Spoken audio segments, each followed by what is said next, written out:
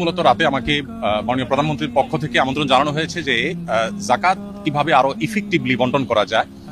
বাংলাদেশে জাকাত কালেকশনের যে অপার সম্ভাবনা আছে সেই সম্ভাবনাটাকে ব্যবহার করে দারিদ্র বিমোচনে জাকাতকে প্রত্যক্ষভাবে কিভাবে এঙ্গেজ করা যায় এবং আরো সফলভাবে জাকাত ব্যবস্থাপনা করা যায় সে বিষয়ে পরামর্শ এবং মত বিনিময়ের জন্য তিনি আমাকে ডেকেছেন এবং একাডেমির জন্য আহ্বান করেছেন।